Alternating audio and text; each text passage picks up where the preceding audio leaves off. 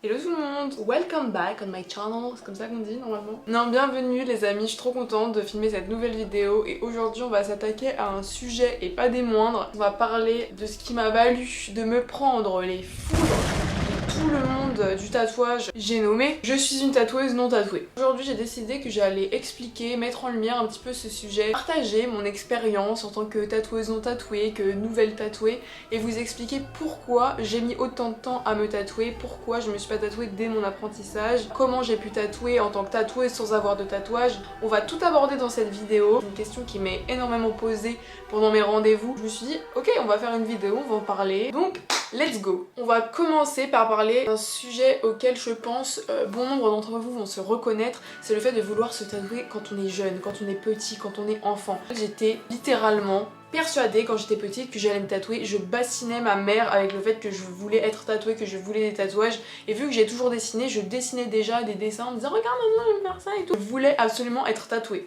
c'était non négociable, et à mes 18 ans, maman, je me tatoue, je serai majeure, je fais ce que je veux, blablabla. Update, pas du tout. J'ai d'ailleurs plein d'exemples à ce sujet qu'on va pouvoir regarder ensemble, consulter ensemble. Je voulais tellement être tatouée que j'ai plusieurs fois fait des tatouages éphémères. Vous savez, en vacances, les gens ils nous pchitent avec une espèce de pistolet là et ça fait des tatouages éphémères qui durent environ 15 jours. Du coup j'ai retrouvé une photo. Alors Charlotte Adri en août 2017 s'était fait tatouer un espèce de crâne cubanisto sur le milieu de la cuisse, full noir comme ça. Et j'avais aussi un petit tatouage de rose sur le bras. Et j'étais trop contente. Ah mais j'étais trop contente, genre je me baladais à la plage, j'étais comme ça, j'étais trop fière de mes tatouages éphémères à 15 € sur le marché. C'était le bon vieux temps les amis. La deuxième photo que j'ai, c'est un peu plus tard, en vrai c'est un peu récent. Du coup là c'était en 2021, je m'étais fait plein de fleurs sur le bras et tout. C'était un sticker que j'avais acheté sur internet en mode faux tatou pour voir un peu ce que ça donnait. Parce que je me posais la question, est-ce que je me tatoue ou pas? Et en fait je voulais voir ce que ça donnait et je vous avoue le tatouage là, le faux tatouage j'ai détesté. Mais c'est normal, c'est moche ce genre de truc, c'est hideux, ça adopte même pas la forme du bras. Genre vraiment j'ai détesté. C'est vraiment quelque chose qui m'attirait énormément et au final quand j'ai grandi, quand je suis devenue donc adulte à ma majorité, je n'ai absolument pas passé le cap. Je vais vous dire la vérité, hein, j'y pensais même pas. Déjà j'étais absolument pas partie pour être tatoueuse. À la base moi je travaille dans la pub donc c'est une reconversion. Mais quand je me suis rendu compte qu'en fait j'allais me diriger vers le tatouage, que j'allais apprendre à devenir tatoueuse etc. et que j'avais aucun tatouage littéralement sur le corps, je me suis dit bon, est-ce que c'est problématique? Et pour moi ça ne l'était pas, parce que je me suis dit c'est pas parce que je ne suis pas tatouée que je ne peux pas tatouer. Normalement, si tu suis la procédure classique, quand tu apprends à tatouer, déjà la première chose que tu fais c'est d'aller te faire tatouer et de poser des questions au tatoueur, de regarder un petit peu comment il travaille pour comprendre un petit peu mieux comment c'est fait, etc. quoi. Chose que je n'ai absolument pas faite, parce que je ne voulais pas de tatouage tout simplement, je ne voulais pas, j'avais peur de regretter, une immense peur du regret dans ma vie. Ce qui m'a toujours bloqué pour me faire tatouer et qui me bloque encore aujourd'hui, c'est que j'ai peur de regretter, j'ai peur de changer d'avis, j'ai peur de ne plus aimer le tatouage et de me dire oh là là, la place elle est prise en fait. Et j'ai pas envie de faire du laser. Genre je me fais pas tatouer en me disant ah mais de toute façon au pire il y aura du laser. Non, quand je me fais tatouer, j'ai absolument envie de me dire que je vais aimer ce motif, que je vais aimer ce tatouage pour toute ma vie et pas penser que derrière je pourrais potentiellement le faire enlever d'une quelconque manière. C'était pas aussi le bon moment, je pense que quand tu veux te faire tatouer, soit c'est inné directement et t'as pas peur, soit il faut que t'aies un déclic, un moment où tu te dises ok là c'est bon en fait, c'est mon moment. Et moi c'est ce qui m'arrivait, remettre les pendules à l'heure, l'église au milieu du village. Ça y est, genre je me suis fait tatouer, j'ai commencé mon dos, qui n'est absolument pas terminé. Et j'en suis ravie. Avant de passer sous les aiguilles de mon cher Clément, j'ai vraiment eu ce sentiment de me dire ok c'est le moment. Il m'était arrivé plusieurs événements, plus l'influence du tatouage au quotidien que j'avais, de tatouer des gens, de voir se faire tatouer, évidemment au bout d'un moment t'as envie. Évidemment au bout d'un moment t'es en mode purée moi aussi je veux me tatouer. J'ai absolument pas regretté. Le soir quand je suis rentrée chez moi c'est comme si je l'avais toujours eu en fait. Par contre, avant d'aller me faire tatouer, ça a été très dur, parce qu'il a fallu que je fasse le deuil de mon corps. Comme si mon corps allait mourir et que j'allais en avoir un nouveau, et c'était extrêmement dur. La veille, j'ai pris mon appareil photo et je me suis filmée de dos avec mon dos nu. Je voulais absolument garder une trace de mon corps immaculé, en fait, comme si j'allais le perdre. Alors qu'au final, c'est le même, c'est juste qu'il est modifié. Mais pour moi c'était vraiment énorme, c'était un pas à sauter qui était énorme. Je ne regrette pas aujourd'hui, j'en suis très contente. Je pense qu'il faut comprendre aussi que tout le monde ne vient pas des mêmes familles, on n'a pas les mêmes histoires, les mêmes influences et du coup ça peut aussi jouer sur le fait de se faire tatouer, de faire des grosses pièces. Et moi c'est vrai que ma famille c'était pas du tout tatouage. personne n'est tatoué dans ma famille. Mes parents ne sont pas tatoués, pour eux c'était vraiment le bagne, la criminalité, etc. Mes parents sont assez âgés. Ma mère, du coup, quand j'étais petite et que j'arrêtais pas de dire que je voulais être tatouée, elle était en mode mais t'es sûre? Enfin, elle voulait pas, hein. Elle me disait tant que t'habiteras chez moi, tant que tu vivras sous mon toit, tu ne te feras pas de tatouage. Elle m'a toujours répété que le tatouage c'était moche, que c'était vulgaire, etc.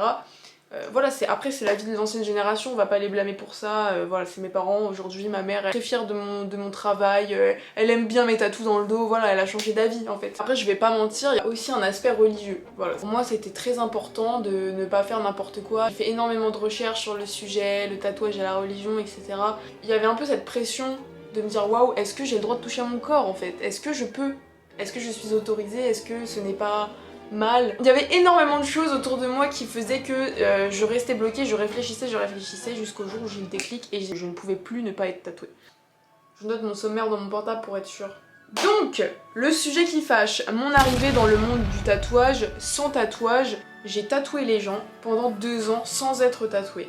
Sans avoir aucune idée de ce que ça faisait. À mes débuts, mes cobayes, etc. On m'a toujours demandé et toi tes tatouages, t'as eu mal et tout. Et donc là à ce moment là je devais leur dire bah les gars j'en ai pas en fait. J'ai pas de tatouage, je ne suis pas tatouée, je ne sais pas ce que je te fais ressentir. Les gens me demandaient tout le temps et toi tes tatouages, et toi t'as eu mal, et toi. Et en fait je me suis dit ok je vais en parler.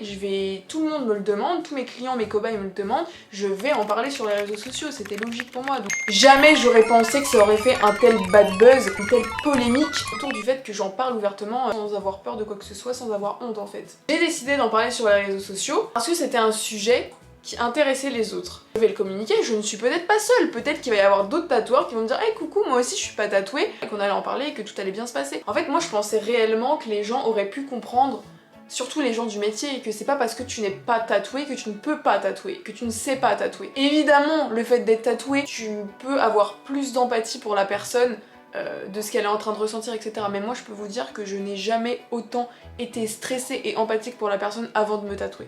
Même, je vais aller jusqu'à dire que c'est même grâce au fait que j'étais pas tatouée avant de devenir tatoueuse qu'aujourd'hui je suis douce. J'ai jamais de clients qui me disent que je suis brutale, que je suis brute dans mes mouvements, au contraire. Une fois que j'ai expérimenté du coup sur mon dos, je me suis rendu compte que quand je tatouais les gens, j'imaginais qu'ils avaient 4 fois plus mal que ce que vraiment j'ai ressenti en fait. J'en ai parlé quand j'ai fait mes quelques vidéos où j'expliquais que j'étais pas tatouée et que c'était ok. C'est là qu'en fait la descente aux enfers a commencé, hein, disons la vérité.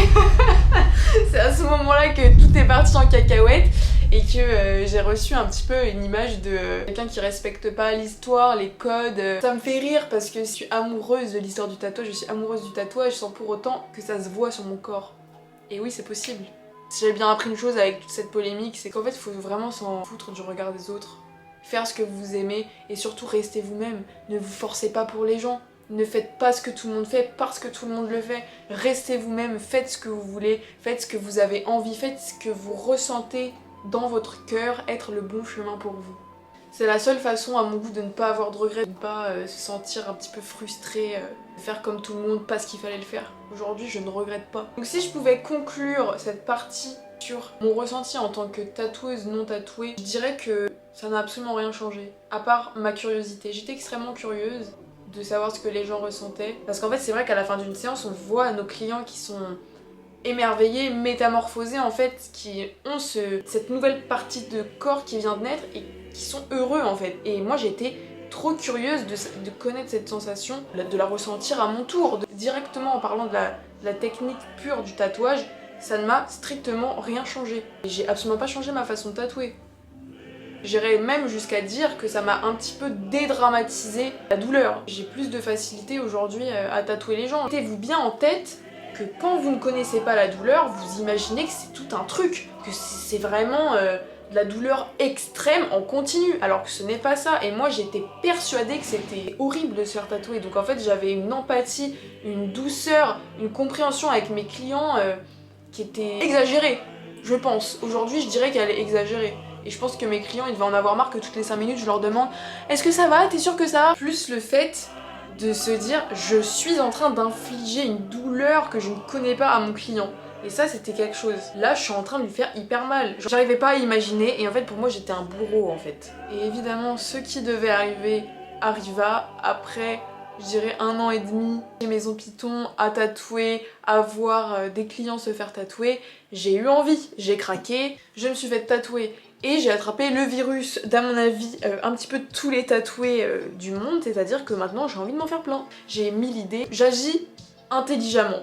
Du coup j'ai le recul de tous les clients qui viennent me voir en disant voilà, là celui-là, merde j'aurais pas dû le faire ici, maintenant j'ai plus la place de faire ci, de faire ça. C'est vrai que le point positif de tout ça, d'avoir autant attendu et d'avoir été tatoueuse sans tatouage, c'est qu'aujourd'hui je peux me tatouer sans faire d'erreur, je dis ça avec des grandes guillemets.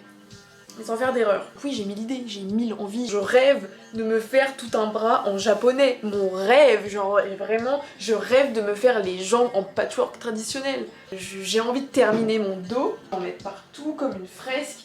Je devais récemment me faire la main, j'en ai fait un derrière l'oreille aussi. En fait, ça m'a grave décomplexé du truc. Ça m'a décomplexé du tatouage. Ça m'a enlevé cette mystérieuse, mystique peur de se faire tatouer, de changer son corps, et en fait après c'est la porte ouverte à toutes les bêtises. Après il y a un petit truc qui se pose, c'est que vu ce qui m'est arrivé avec le milieu du tatouage, les tatoueurs, etc., j'ai un peu peur d'envoyer des messages à certains artistes que j'adore parce que j'ai peur d'aller me faire tatouer. Si j'ai envie de faire mon bras en full japonais, j'ai trop peur d'envoyer un message à un artiste qu'en fait ils me détestent et ils me disent quand même oui pour me tatouer et qu'en fait ils me flinguent mon bras. Vous voyez, je pense à des trucs comme ça. Genre vraiment j'en suis arrivée à un stade de parano où j'imagine des choses comme ça, hein, pour vous dire, c'est grave, disons-le. Un autre sujet que je développerai incessamment sous peu.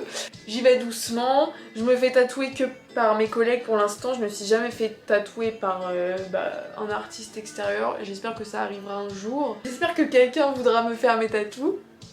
Sur ce les amis, c'est la fin de cette vidéo, j'espère que vous aurez un petit peu décomplexé pour ceux qui n'étaient pas forcément d'accord avec moi, d'essayer d'un petit peu mieux de comprendre mon avis, et pour les autres j'espère écoutez, que cette vidéo vous intéressait, vous a fait rire, vous a diverti le temps d'un instant. Moi je vous fais des bisous, je vous laisse mon Instagram @charlottadri si vous voulez suivre mon travail et ma progression, et je vous fais des bisous et je vous dis à bientôt pour une prochaine vidéo.